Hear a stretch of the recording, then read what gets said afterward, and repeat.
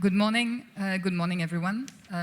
Many thanks for joining us this morning in the cinema. It's very nice to go to the cinema in the morning. I'm very happy to welcome you to this session from a humanitarian to a developmental-led approach. What is needed to achieve nationally owned and locally led solution to internal displacements.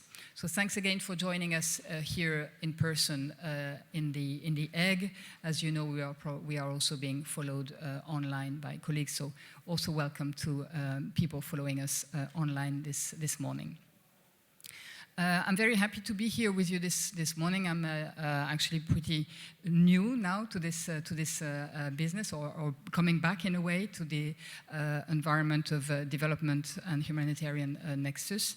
I'm Erika Gerritsen. I'm now a director in DG INTPA for human development, migration, governance, and peace. And it is in this new function that I'm happy and very honored to lead and moderate the panel this morning with distinguished panelists, 3 of them being here in person and 2 of them being online.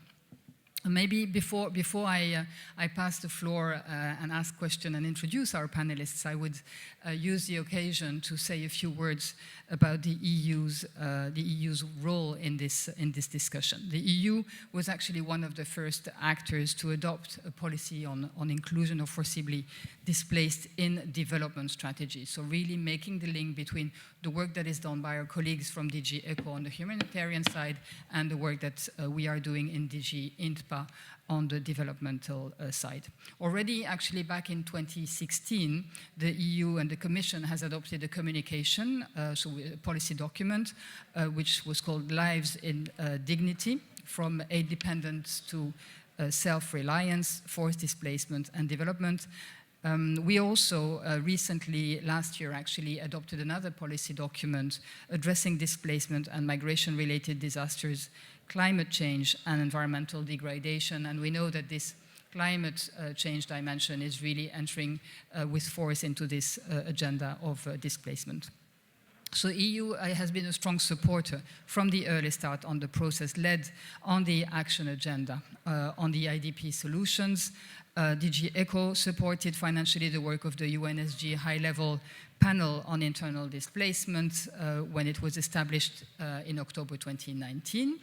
And DG INTPA will ensure the continuation of this support in the future, with especially support for special advisors or solution advisors, as we call them, in Colombia and in Nigeria, which are the 2 of the 16 priority countries on the list.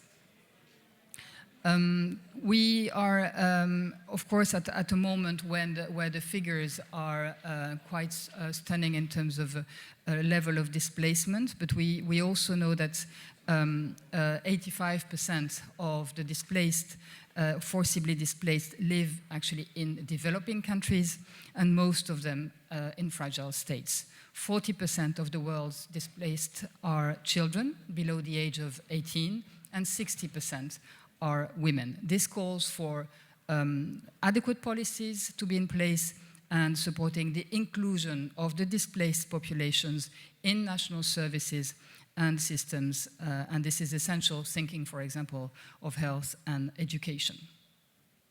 So the approach stipulates that political, economic, development and humanitarian actors should engage from the outset of a displacement crisis, work with third countries, governments and the whole of the society approach to a gradual social economic inclusion of the displaced persons. The objective is to make people's lives more dignified during the displacement and ultimately to find a solution for their return or for their installation. On the operational side, since the start of the current financial framework, so since 2021, we in DG INPA, International Partnerships, we have already funded development actions on forced displacement for a total amount of 600 million euros. And beyond this, we are also enforcing and ensuring a mainstreaming of this issue in our national programs. Next to this, we are also working on the data. We know that data, and I'm sure we will come to this in the discussion, data is essential to work on this issue of displacement. And we are funding the International Displacement Monitoring Center to expand its work on data and research.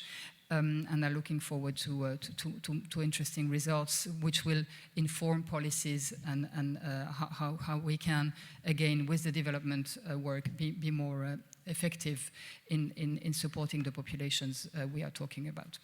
And as many know, the EU is also chairing the platform for disaster displacement since last year. And this will take place until the end of this year. And as I said already before, climate-driven reflections will drive the agenda through this on this platform. So really interesting work moving ahead. So I'm really glad to now open the floor. We are working on the 16 priority countries. Robert will tell us more about, and also together with the resident coordinators who play an essential role in countries to bring together the different forces that are essential to running this mission. So on this basis, I would like now to open the panel as such. And I would like to start, Robert, of course, by you. Robert, you need no introduction, but you have a very sort of decisive mandate for 2 years to work on this topic. You are the special advisor to the UN Secretary General on solutions to internal displacement.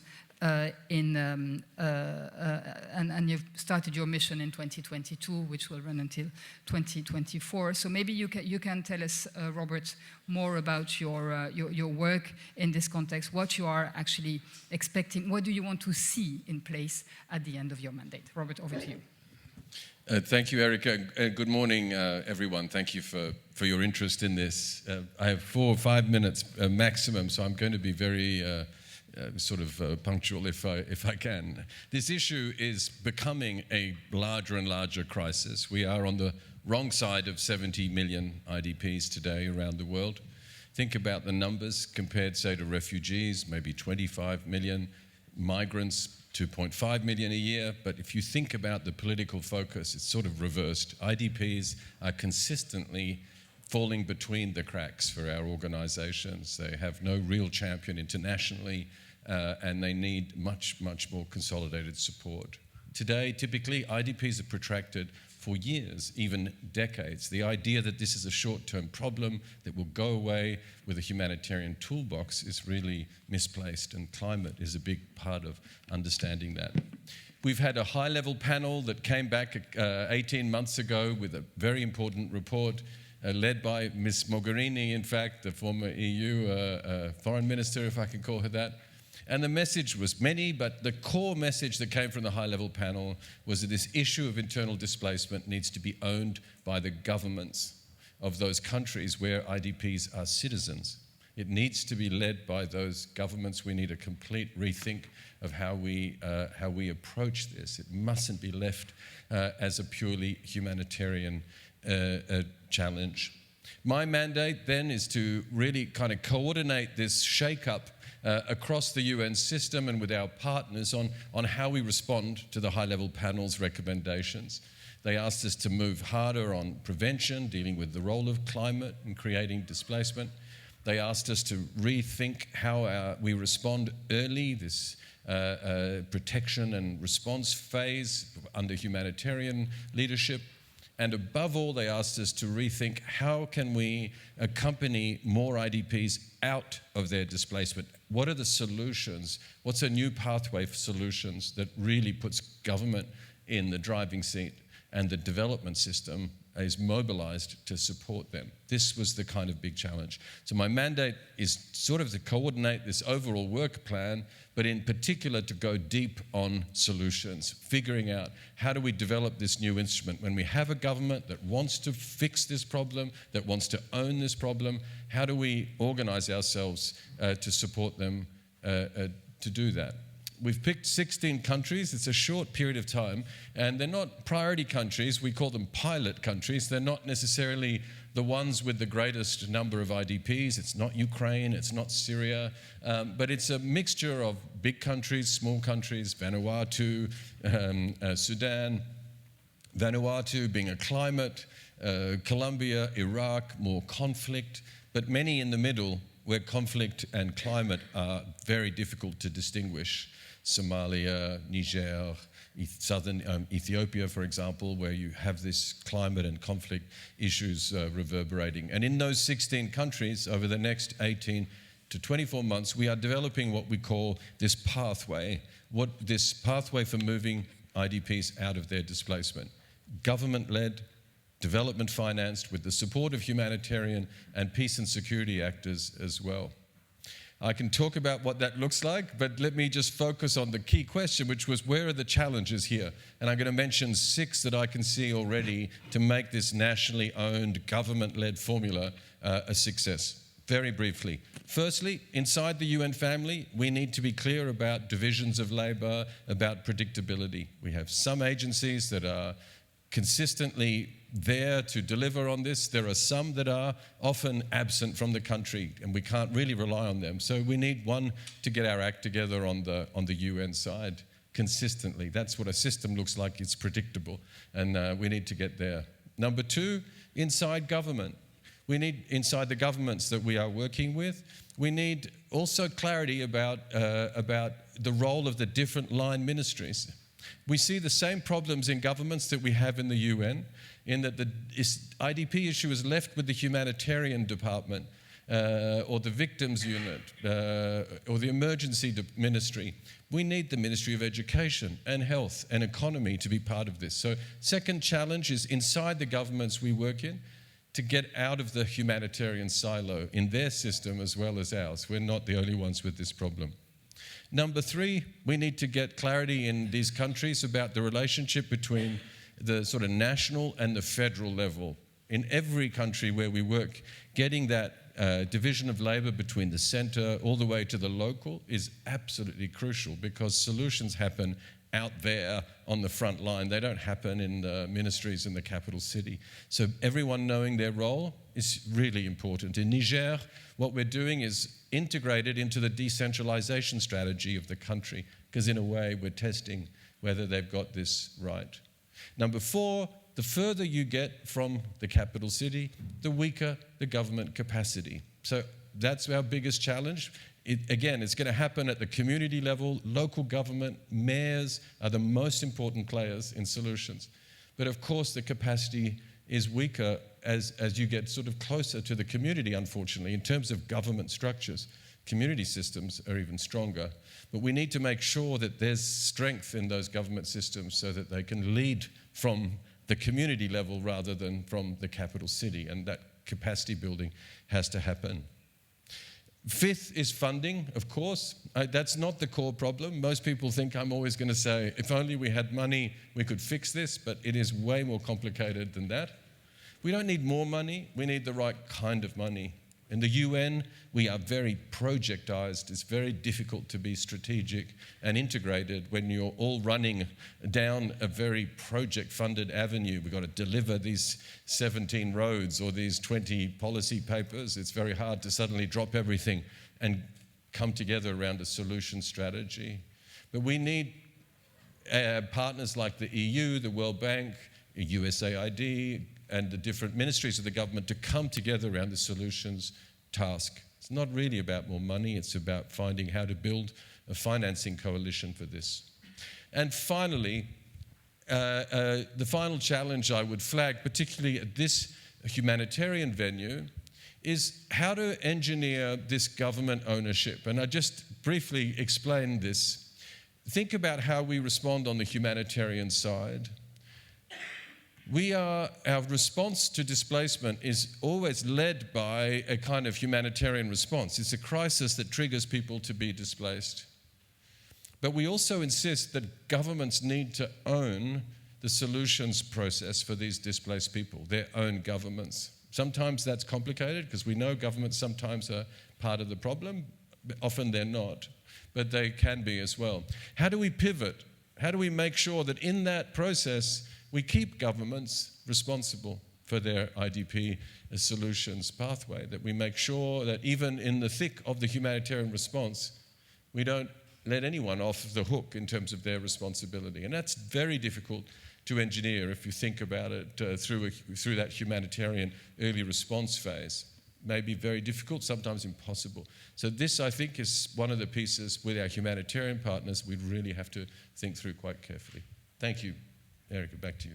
Thanks a lot, Robert, for this extremely clear presentation of the different challenges that you have identified in this function, and that's actually very nicely introduced to the different panelists who will be able to explain a bit more their perception on the various challenges that you have mentioned. I would like now to turn and checking that she is actually online. Our next panelist is Zahra Abdi. I'm not sure, looking at the technicians, is Zahra online? No? Okay. Then I'm online. You are online, you are. Okay. Yes. Excellent. Really nice to meet you, Zahra. So you are Director, Head of the Durable Solutions Unit in the Ministry of Planning, Investment and Economic Development in the Federal Republic of Somalia. And you are also the Director in charge, actually, of monitoring and evaluation. So Zahra, yes, we can see you now on the screen. Thanks a lot for being with us for this panel.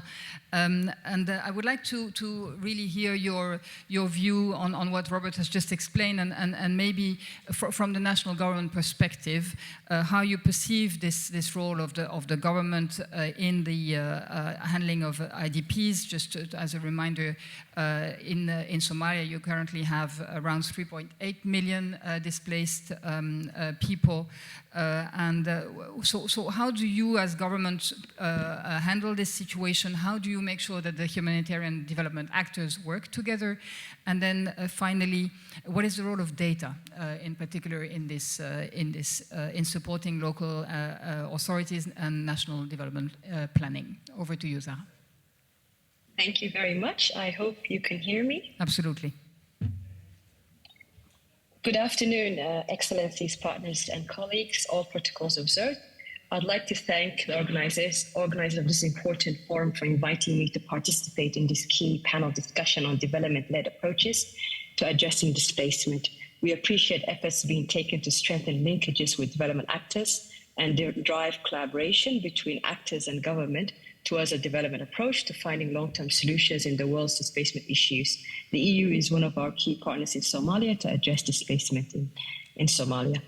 Somalia, as you mentioned, has been struggling with protracted internal displacement for more than 3 decades.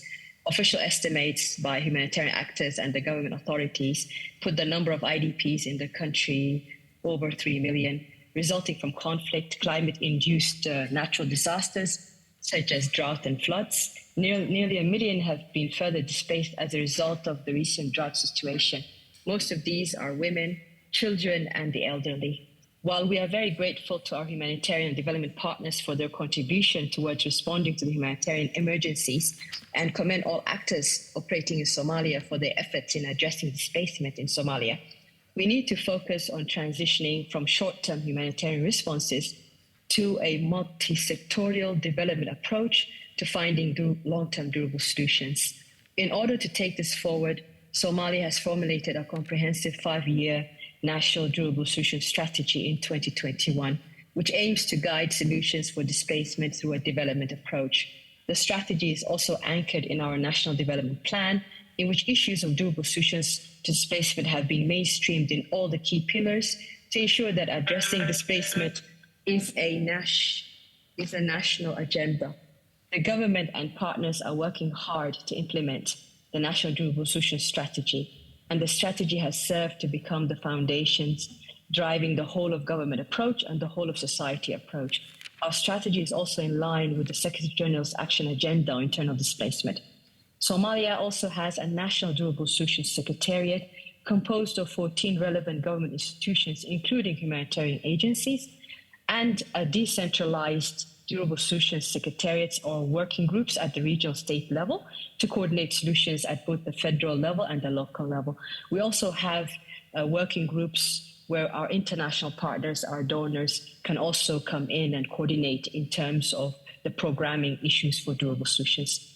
However, there are limited development investments in solutions in Somalia, as most of the donor funding is focused on addressing emergency humanitarian needs and does not include funding sustainable solutions as the primary focus is mainly on saving lives. Therefore, there is a need to link humanitarian funding with sustainable solutions through development funding, resource mobilization for multi-year development funding, and investments in sustainable solutions for internal displaced should be prioritized. Development funding can contribute to preventing displacement and addressing the root cause of climate-induced displacements, such as floods and drought. The government of Somalia, through development funding, rehabilitated the main Warawale Relief Canal in Beledweyne, which is an epicenter for flood displacements from the Chevele River, and also built 2 kilometers of flood defense in Hilikilio Canal. And this has resulted in mitigating flood displacements in the city. This is just one example of what development funding can do to address displacement. Even though we are faced with massive humanitarian situations, the government is committed to moving towards a more proactive step in addressing the root causes of displacement through investments in prevention and mitigation and supporting the development of areas of return. We would like to see more efforts in supporting the government in taking lead in coordination efforts to ensure that resource allocation is based on priorities and plans identified by the government. There is also a need for a fundamental change in addressing internal displacement. We must review the temporary reactive nature in which we view internal displacement, where the provision of humanitarian assistance is a priority rather than long-term solutions. For example, we see slow onset disasters such as drought that have been forecasted, and this is responded to when people have lost all their assets and moved from their areas of origin, which results in a more expensive and costly response, as people now need shelter, health, water, food protection, etc., whereas it would have cost less to have supported them in their homes. Even though this is a much-needed assistance, the government is committed to moving towards a more proactive step by investing in addressing the root cause of displacement and finding sustainable solutions. We need to be more proactive in planning and responding to emergencies and linking them to long-term solutions. We must no longer view the situation of IDP as temporary, and in our responses begin to implement solutions that help them integrate in their locations where they are situated. Support must also be accorded to those who voluntarily want to return to their areas of origin. The development of secondary or tertiary cities is also important to reduce the pull factor to major cities. Most of these IDPs are farmers and pastoralists, and they are part of the development of Somalia's economy. So keeping people in camps in key cities will not help them or the country. More direct support for government institutional capacity is also needed to coordinate and facilitate the implementation of our national solution strategy at all levels is needed to achieve long-term sustainable solutions. Data is a powerful tool to both recognize and understand displacement trends and to inform solutions planning and programming. It also helps governments to coordinate and monitor the implementation of respective sectors within the National Development Plan, including better targeting and planning for most vulnerable populations within the society. The data sources for Somalia are disintegrated, and the government, through the National Bureau of Statistics, is now leading the process of moving from operational data held by implementing partners to government official statistics through the implementation of the international recommendations on internally displaced statistics by the expert group of refugees and IDP statistics. The government is also using data and analysis from the Somalia Aid Information Management System, which records all donor aid funds in the country to improve accountability, coordination, evidence-based planning, monitoring, evaluation, and aid effectiveness. We have also used GIS and data to map out available land for reintegration and availability of basic services in areas of IDP and refugee returns to find out service gaps, and there will be a need to address these gaps. The report will be shared very soon. I will conclude by saying that the lack of effective long-term collaboration on displacement data and statistics can result in responses that are not contextualized and remain disconnected from development planning, therefore failing to build conducive environments for lasting solutions. The federal government of Somalia, through its National Bureau of Statistics, is also planning to conduct a nationwide IDP census, which will need development partners' support. Once again, thank you for inviting me to speak at this important panel. Thank you so much, Ms. Zahabdi, for this presentation of the work that you are doing in Somalia, and really very impressed to hear the fully integrated approach between the humanitarian developmental approach as well as national local authorities, the prevention dimension as well as the finding solutions. And I like the point that you were making about the data and the importance of the data to inform policies and and solutions. So really very inspiring presentation. And now I would like to move to Regina Antequista. You are the founding executive director of Ecosystems Work for Essential Benefits, EcoWeb. You are coming from the Philippines. Thank you so much for being with us here in Brussels. Civil society has an important role to play in this discussion, and it's also very important, obviously, to get the voices of the IDPs themselves heard in the process, so that they are also fully aware of the kind of decision-making processes that are in place. So how do you, Regina, see the role of local actors like yourselves in supporting local solutions processes? Thank you, ma'am. Yes, good morning, everybody, and thank you very much for this opportunity. And just would like to further introduce so that there's a context on how and why we're engaging with IDPs in the country. So I'm also, EcoWeb, we're actually like organized the Bangon Marawi CSO platform that actually address the displacement as a result of the Marawi siege. For the last 6 years, I also like represented the victims of disaster and calamity sector in the National Anti-Poverty Commission that actually works directly with the Office of the President and other government agencies, ensuring the protection and the furtherance of the protection of the right of those affected of crises. And as of the moment, we're also like into the coordination mechanism at the sub-national level, and therefore to further localization at international level. I'm also with the Alliance for Empowering Partnership, furthering the localization movement. Yes, I just would like really to focus on where before, like how local CSOs in the Philippines, how they're able to move the locally led action towards durable solutions, so internal displacement. At the moment, actually, the Marawi IDPs, if you've heard about it, that it is the biggest displacement in the country that happened due to Marawi siege. All the city were displaced. Until now, actually, tens of thousands of those displaced still waiting not to be able to return to their city. But after 5 years of really rallying and advocating, at least we are able to celebrate. We have now the Marawi Victims Compensation Law already passed and now in the process of implementation. And another win and gain actually of the engagement and lobby is like for the recognition by the government of the local civil society and with the IDP representatives as third-party monitoring group for the recovery of the Marawi city rehabilitation and led by the government. And also their participation in the coordination mechanism, the IDP are already represented.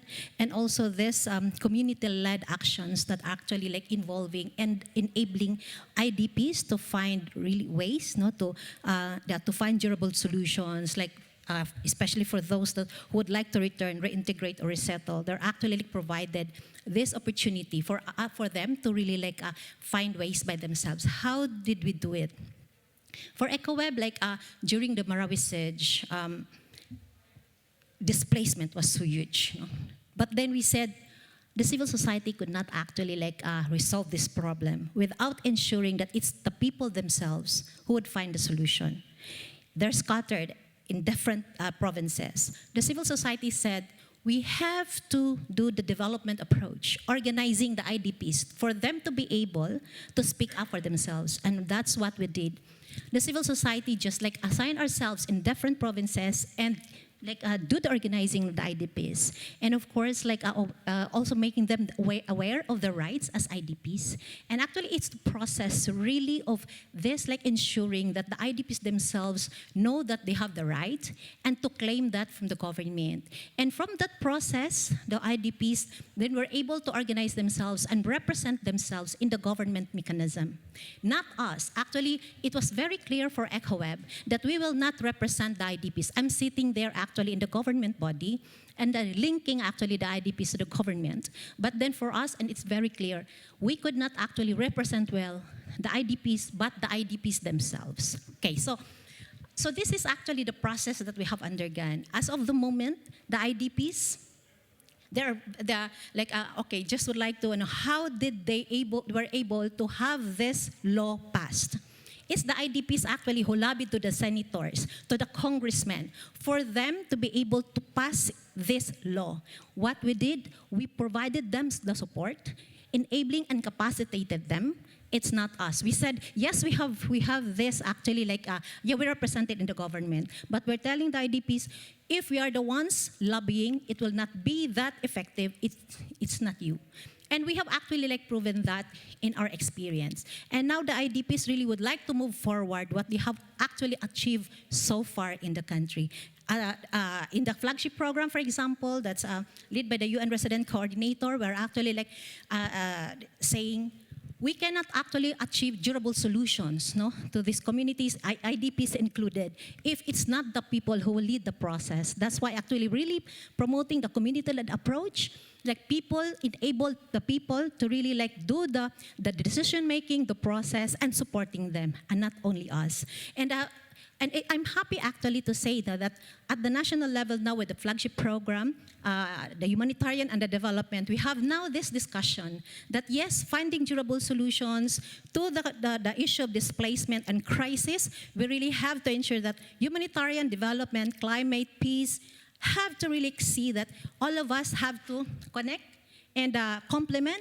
And it's not only also the NGOs, but we really have to ensure that we are engaged with the government.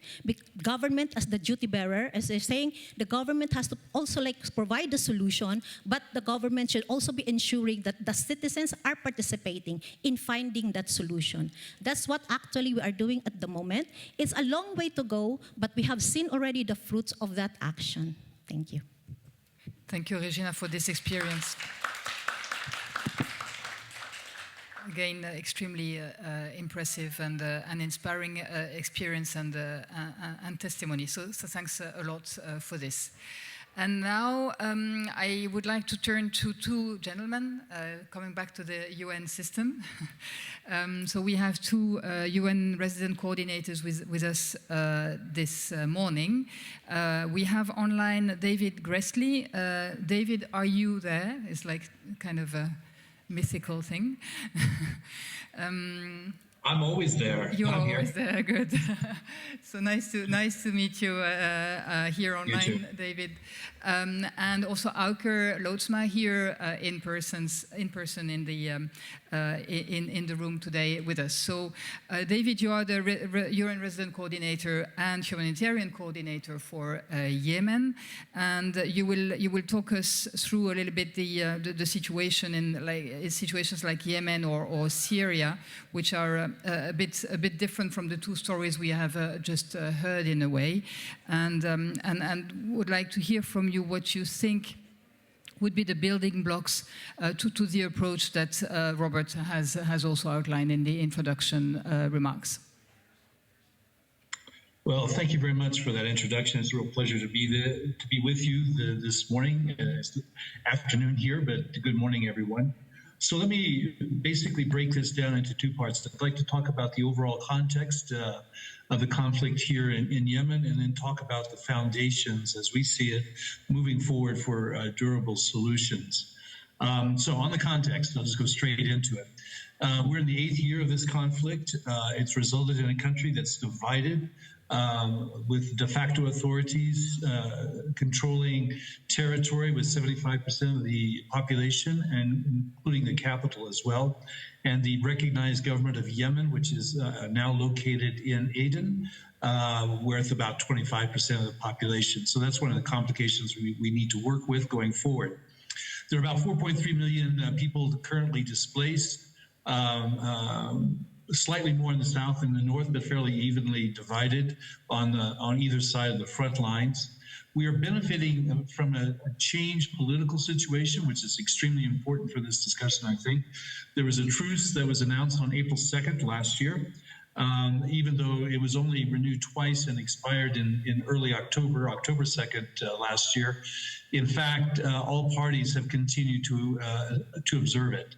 And there are active negotiations underway to try to move to a full ceasefire and ultimately a political negotiation for a final end to the war.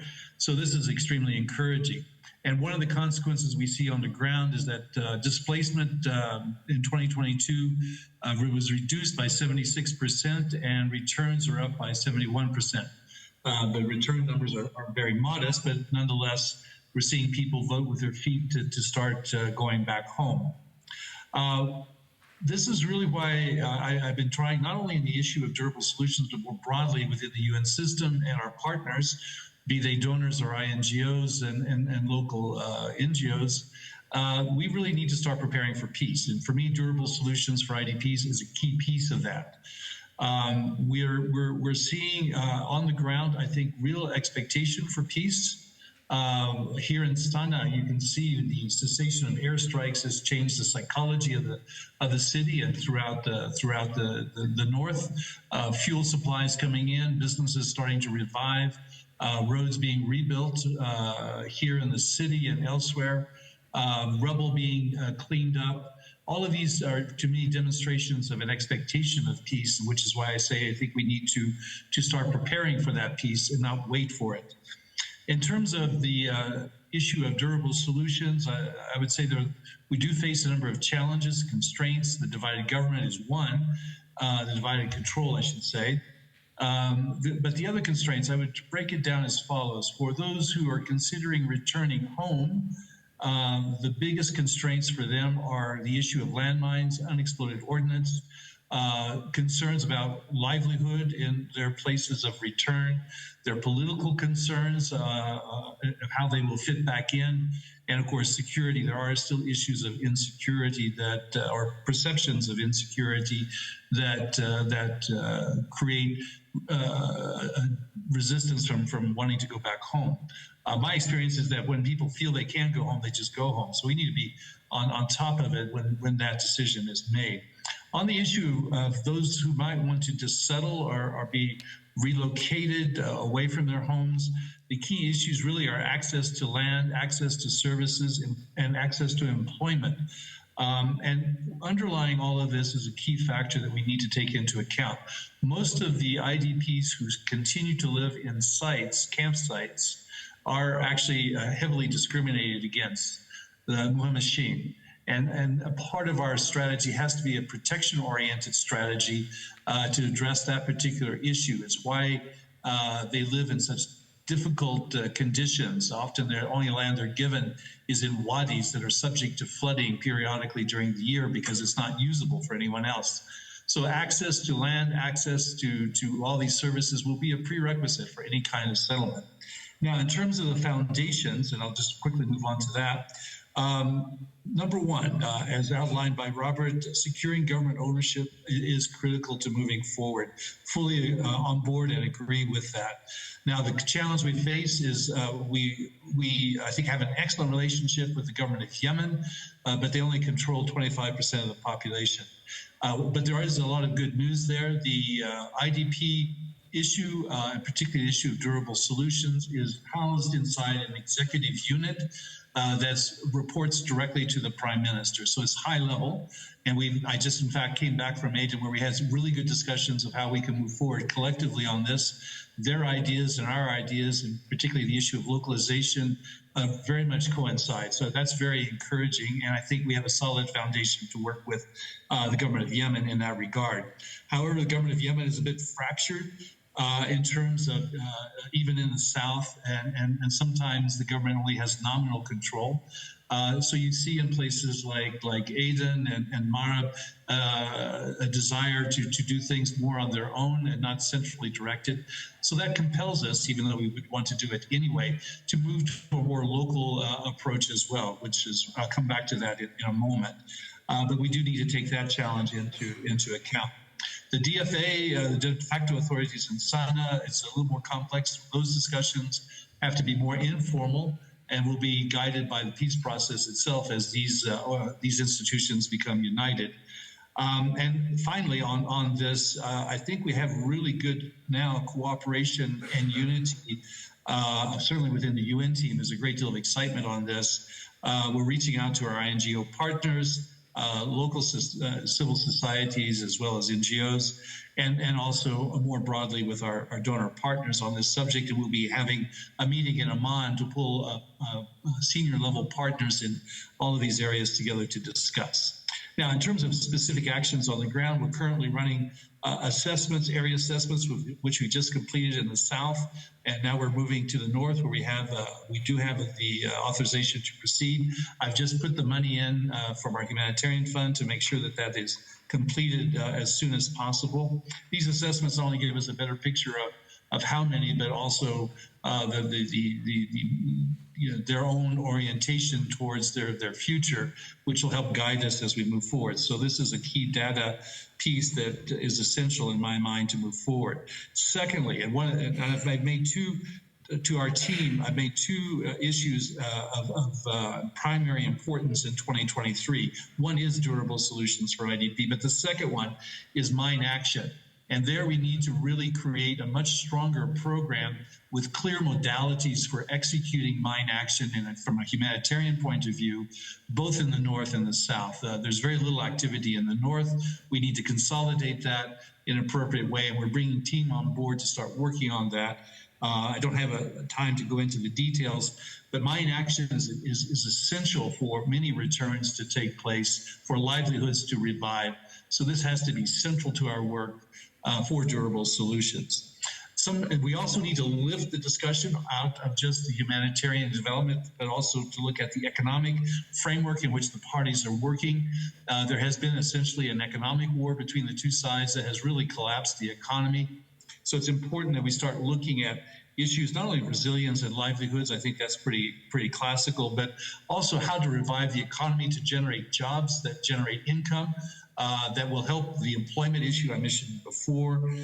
Currency stability, extremely important. The IMF, supported by the UK, the United States, have done good work to provide that with financial support coming out of the region from Saudi Arabia and UAE. That cannot be underestimated. The stability of a currency provides purchasing power, stability for everyone, and most importantly for the IDPs that we're talking about. The cost of we also want to look not only at incomes, but the cost of commodities coming in, essential commodities. The most vulnerable in this are those who are displaced. So better pricing through removal of economic constraints will go a long ways to make these food imports and other essential items more affordable and make durable solutions more easier to accomplish. Protection, another foundation. We really need to focus on the centrality of protection when it comes to durable solutions. I've mentioned the issue of discrimination, but also looking at issues of land and land ownership. These are critical issues if we want to work. So we'll build protection into our overall thinking for this. We will also work with those who are involved, particularly our special envoy, who is preparing for peace negotiations. It's important that our voices be heard in this, including on issues of freedom of movement and any future ceasefire, the rights of IDPs to be enshrined in any kind of peace agreement going forward, so that those individuals are not lost in the peace process itself. And then finally, we're working in the current context on a set of pilots to test out the approaches that I've outlined above. We understand, at least superficially, that the requirements for those who wish to return or resettle will be differing from individual family to individual family. Some will be focused on security, some on economics, some on political issues, and for the reasons that they were displaced. So we need a multidimensional approach that reflects the needs. Secondly, we need to have, as was described correctly, a localization approach. So we're looking at pilots in Taiz and in Aden. Taiz primarily for returns, Aden for settlement. These will be two critical, I think, pilots for us to test out. Localization, we've already embedded into our HRP, our Humanitarian Response Plan, where we have decentralized our work from the Humanitarian Fund, and we're using that to build capacity of local NGOs at the government level that can assist across the board, but particularly important for this discussion, that localization approach to be maintained.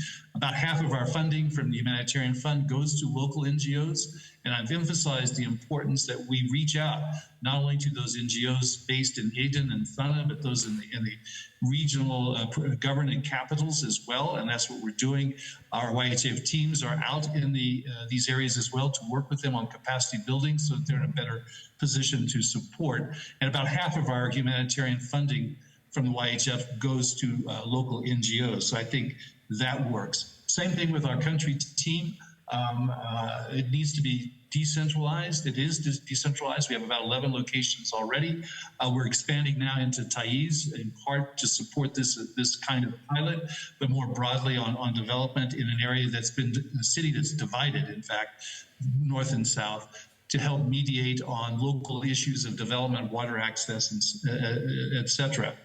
And then finally, I think the last piece for this is the Yemen Partners Group, which includes ambassadors, humanitarian donors, development donors, UN country team, as well as INGOs, partners and other partners. We meet regularly, and actually, in fact, the next meeting is on April 2nd and 3rd, and durable solutions is a key part of that discussion. We want to keep everybody involved in this discussion going forward. So we're looking forward to work with Robert and team on the expansion of this work. We want to lay the proper foundations. We want to test them out. And we want to be ready for a piece that we hope will come in the very near future. So thank you very much for your attention. Thanks a lot, David. I can tell you that Robert was taking a lot of notes while you were speaking. So, and I also liked your sentence among the many where you were saying, when people can go home, they go home. And I think this is a very interesting statement to take away. Now looking at the watch as well, but because we have 5-10 minutes more for this session, and turning to the experience in Iraq, Auke Lootsma, you're a resident coordinator in Iraq, and there the situation is somehow different. We are looking at solutions for the remaining IDPs. What is the situation there, and how is the government continuing working on this with your support? Thank you, and hi everyone. I just put on my glasses, so now it's getting serious. But my point is, first of all, I'm the UNEP resident representative in Iraq, not the resident coordinator. It's not the same, but yeah, no problem at all.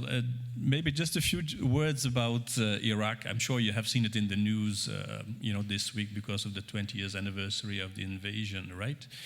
And during these 20 years, of course, the big thing that has happened in Iraq is the rise and the arrival of ISIL or Daesh, if you like, in the country. And this is exactly what caused a huge displacement in the country. It's more than 5 million people eventually that were displaced, particularly in the bordering areas of Syria, but also in the northern part of Iraq.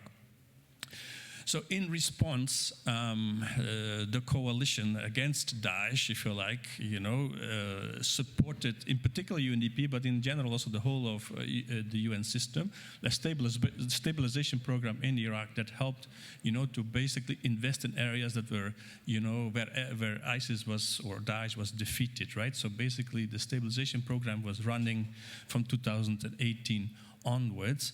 And with the help of this input, basically more than 5 million people have returned to their places of origin. So I think by and large, Iraq has been viewed globally as one of the most successful return and reintegration programs in that sense of IDPs, right? So 5 million is not a small number at all. At the moment, we are left with 1.2 million caseload of IDPs that are still half in camps and half in other settings, and they're also sort of half divided between Kurdistan and the rest of Iraq as well. Now, of course, they remain a caseload that is more difficult to integrate, otherwise they wouldn't be there in the first place, right? And we also have, if you unpack that caseload a little bit, you can see that some of them are in Syria. So these are basically families that have been abducted and taken to Syria by ISIL fighters. We have about 10,000 Iraqi Daesh members who are detained in Syria as well. Then we have a caseload that is linked to the Yazidis, that about 600,000, and the rest are sort of which I always put in another category, which are also a lot of them are ISIL-affiliated families, right? For them to return to the places of origin sometimes is very complicated because of the atrocities that have been committed by their, husbands or whatever you want to call it in particular. Now, why are we in a year of transition in Iraq? Well, first of all, there is a new government in place. They have a very robust development agenda in place as well, and they really want to put Iraq on a different pathway. At the same time, the humanitarian system in Iraq is scaling down since the situation is normalizing, and therefore, for example, the UN cluster system, as we normally have it in humanitarian emergencies, is no longer operating in Iraq. So we're really working towards a development system. So the question of government ownership and leadership becomes then much more important, right? So we're really in this nexus now, this HDP nexus, working towards development.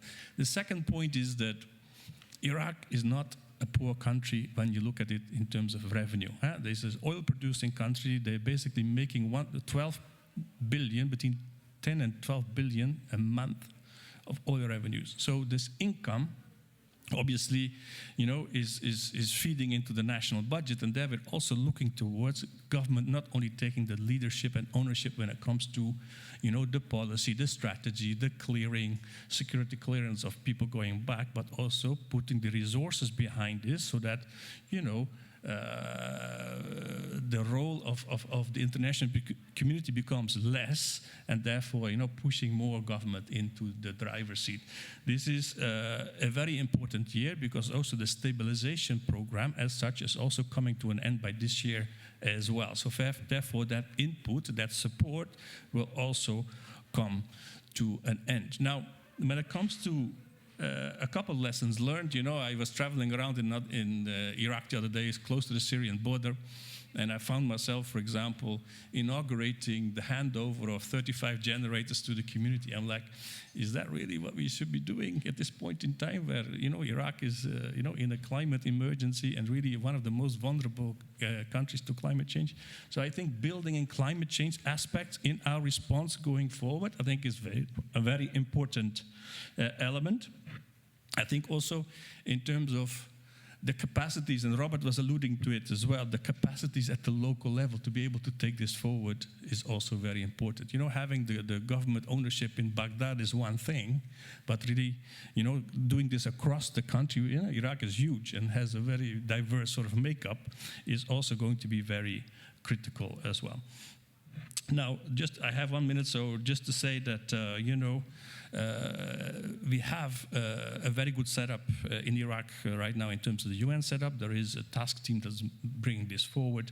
We basically very much putting this in the context of the high-level panel report, but also on the UNDP report has been put out on this as well, talking about turning the tide of internal displacement and looking for development solutions. So really, I think Iraq is going to be an example of how development solutions can be brought to the fore to deal with the IDP situation with a very strong government led and owned component. Thank you. Thank you very much, Elke, for this explanation, and sorry for giving your title. You're the UNDP resident representative in Iraq. So thanks a lot to all the panelists for these explanations and experiences on the ground, which I think is extremely rich discussion. I'm told we still have 10 minutes or so we still have a little bit of time for a question and answer session. So either here in the room or maybe online, that I am not sure if there is the possibility to ask questions online. But if there are questions in the room, we would be happy to take one or two. Yeah, I should have prepared this before. So yes, please. Is there a mic in the room? Yes.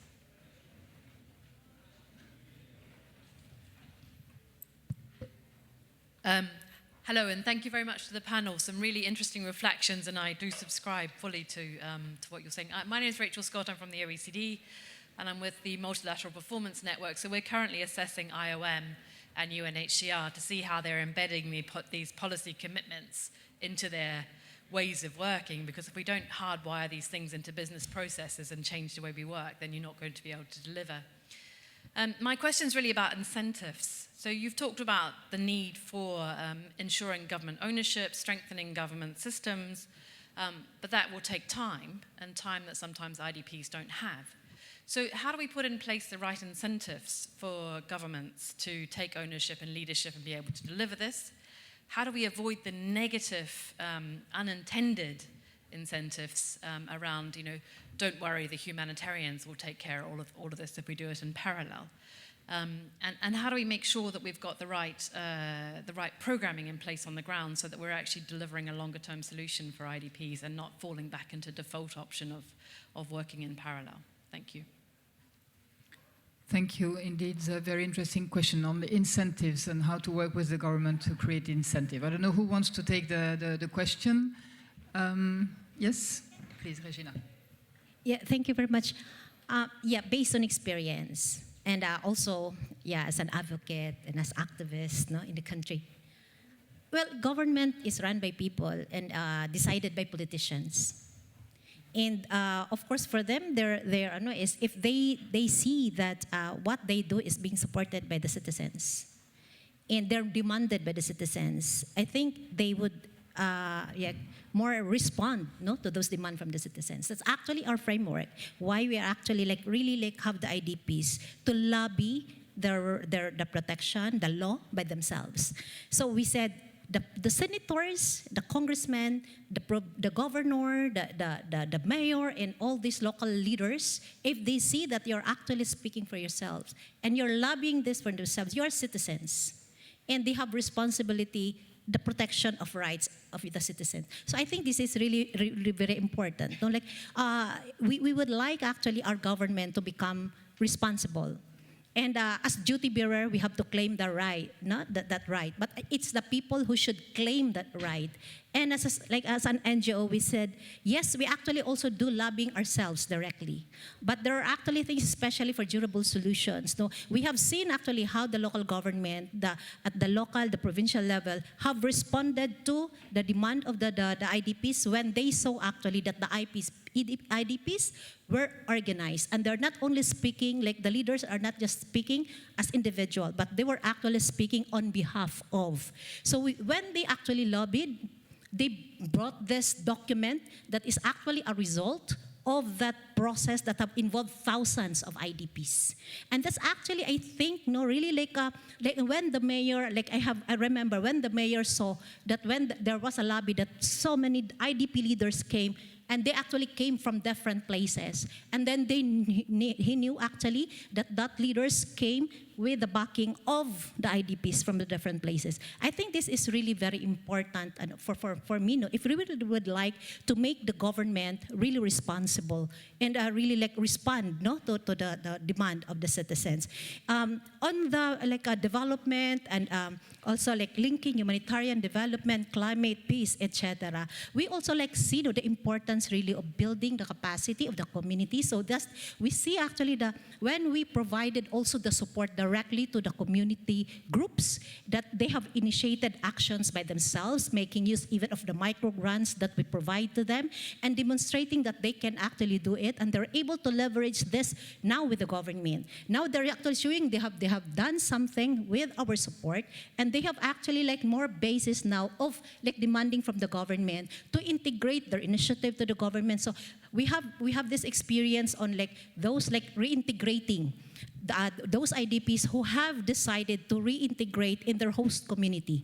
And we have actually this like meeting with the local government and the groups of IDPs and the host community. And it's, I think, when the government see why, the reason why these people decide for reintegration, but there's actually this need for this host government to actually like understand why and also how they would integrate in their system. But it has to be like a process. But there are also those, of course, their durable solution is to really return. How do we actually facilitate that? It's a longer process. But in the whole of the process, we see the importance along the process. They should be there. As the ADP says, nothing about us without us. And actually, that's our guiding principle in all this process. Thank you very much.